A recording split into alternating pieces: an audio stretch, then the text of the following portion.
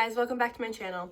So as I have mentioned previously in other videos, I'm going to be moving into my apartment up near school. I have 2 housemates and then 2 of us are sharing a room. So we'll both have twin beds, and I have been on the hunt for more of like an antique twin bed. I have a Pinterest board that I've been pinning stuff to for like a month now. So I'm going to kind of take inspiration off that. That brings us to what I'm doing today. So today is Friday and I am driving a couple hours away to go pick up a vintage bed frame from a lady I found on Facebook Marketplace. So this is really rough around the edges, like I totally admit that, but I have a vision. This is an antique Jenny Lind twin bed, and it's called a Jenny Lind bed just because of like the spool details, which I am so a fan of. It's very feminine and definitely unique. So this comes with the headboard and the footboard, which are the same size, and then it comes with 2 like sideboards, but I'm going to need to actually pick up or make the like slats that go in the base of the bed. I'm not planning on having a box spring with this. She said that it doesn't need a box spring and that I can just put the mattress right on it.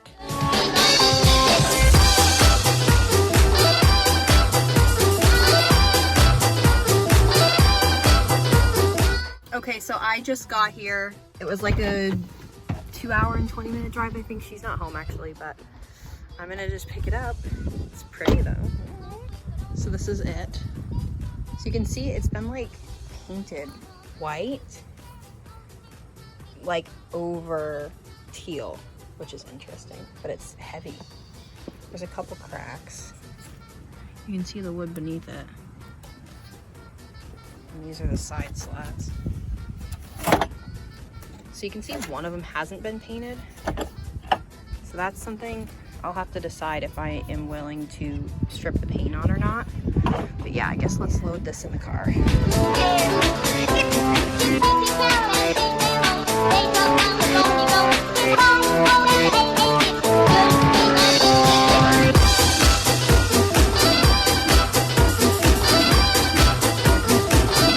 All right, time to head home. I was planning on starting this project right after I got home, but it snowed. Gotta love it, right?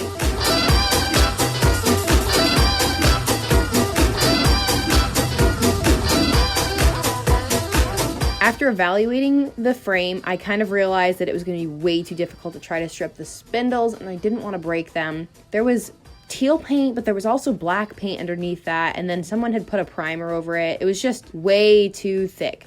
So I decided I was just going to paint it a neutral color, and I thought it was going to look pretty good, actually. I had a dream. I saw myself on the New York scene, and everybody started to scream. But my face appeared on the screen. It made me feel just like a queen. Much more fun than my routine. I never stopped believing. I never stopped believing. This one piece of hardware on one of the ends was completely falling out, so I had to go ahead and use some wood glue to secure that in place.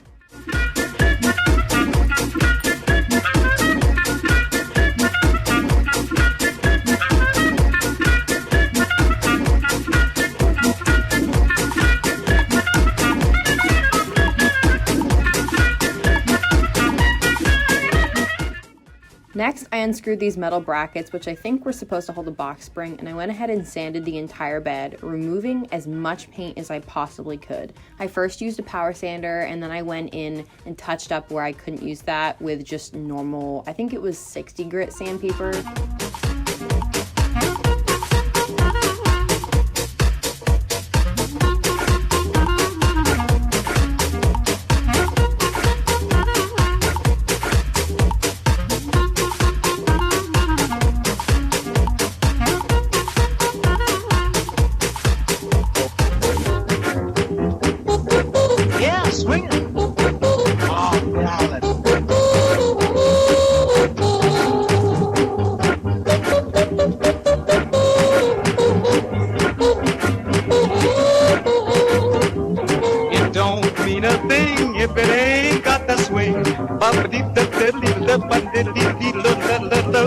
It don't mean a thing, all you gotta do is sing.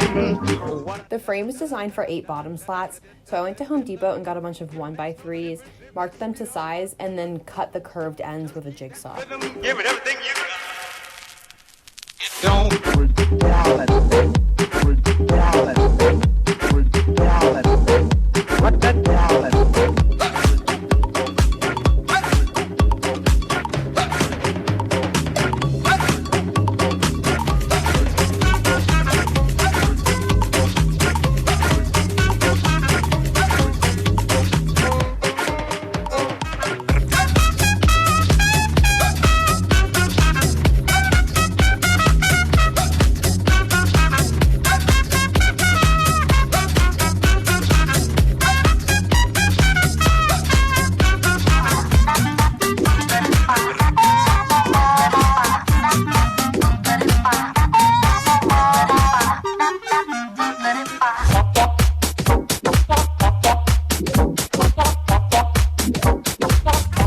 Also at Home Depot, I bought this slack and it came with a ratchet. The guy just said to cut it off, so that's what I did. I just wanted to attach it with a staple gun to the bottom slots so that they wouldn't move around and they would be easier to transport. Now it ain't the melody and it ain't the music. There's something else that makes this tune complete. Yes, it don't mean a thing if it ain't got that swing. Well, it don't mean a thing. All you got to do is sing.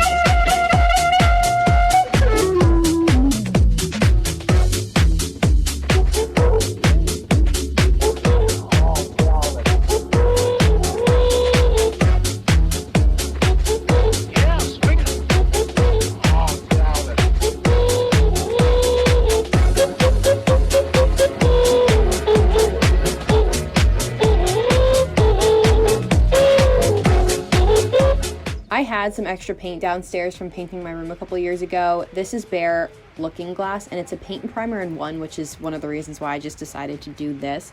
It's really beautiful. It's a really light gray, but it's got a lot of hints of green in it. I think it's absolutely gorgeous, and I think it's going to look great with the bedding that I chose, which you will see in a future video. Aside from logistics, I also was kind of thinking about the rest of my furniture in my room. I will link that video in the description box of last week's furniture restoration, but all of my furniture I did refinish and it's all exposed wood, so I thought that it would be nice to have one painted piece of furniture to kind of contrast that.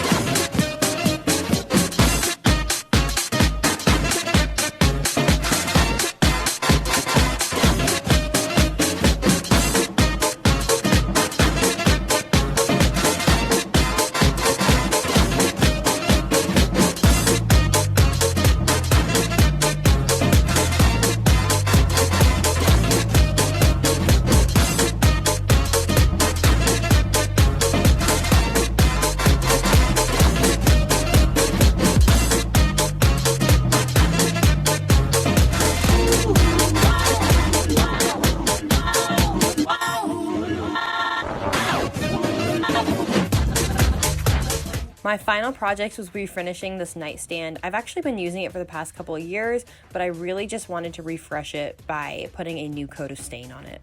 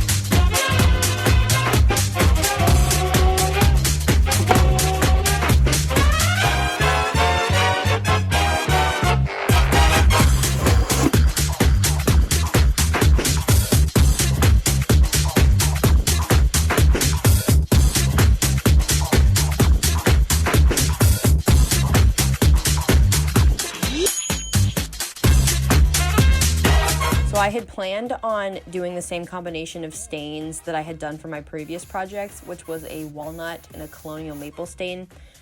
I put this on the top and kind of immediately regretted it. I don't know why I continued to cover the entire surface of the top with it. It looked awful. It looked like an old grandma stained piece of furniture, and I hated it so much.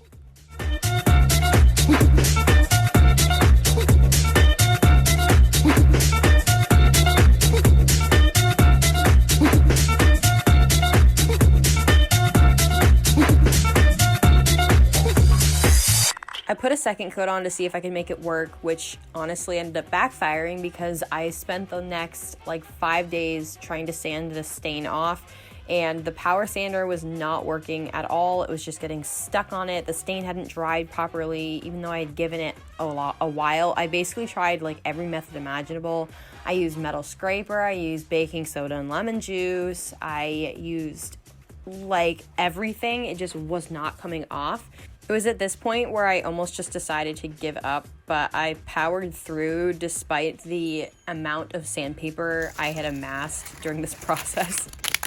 I took a break from sanding and decided to just go ahead and stain the body of the nightstand with this cherry stain I found downstairs. I did a test swatch, which I should have done the first time around on the inside, and loved it, so I ended up just going with this, doing the drawer and then the body of the nightstand.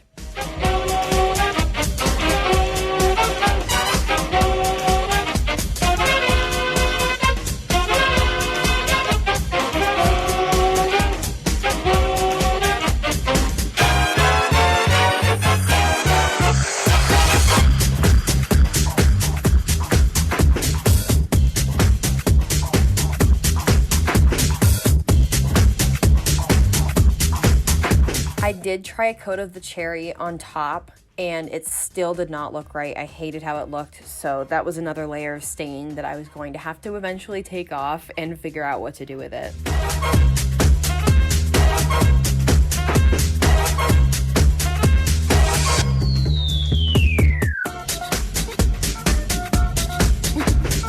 So I tried using this paint stripper. I did 2 separate coats of the paint stripper and was scraping it off. It was just not working. It was taking some of the top of the stain off, but yeah, I kind of realized at this point, like, I was really gonna need some serious help because it just was not coming off. It didn't look right. I didn't like it at all. And I was pretty disappointed because I had already spent quite a bit of time trying to take this off. So at that point, I called my uncle, who was a roofer his entire life, and I had him sand it with a belt sander. That finally took off the rest of the stain, and I was left with the bare wood like I had started with. Lesson learned, not all stains look good on all types of wood, and test swatch everything before you actually apply it.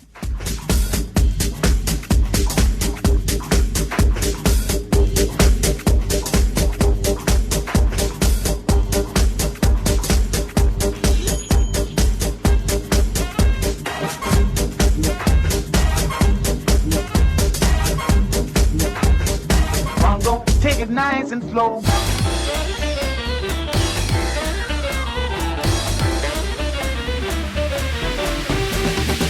down, turn around, man, those kids are rocking. Jump down, touch the ground, yeah, that bag is playing.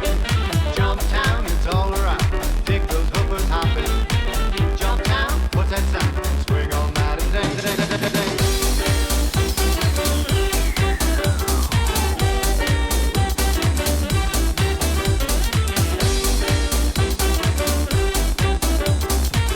Alright, well, thank you guys so much for watching. If you like this video, please give it a thumbs up and subscribe, and I will see you next time. Bye! Jump down that new old sound.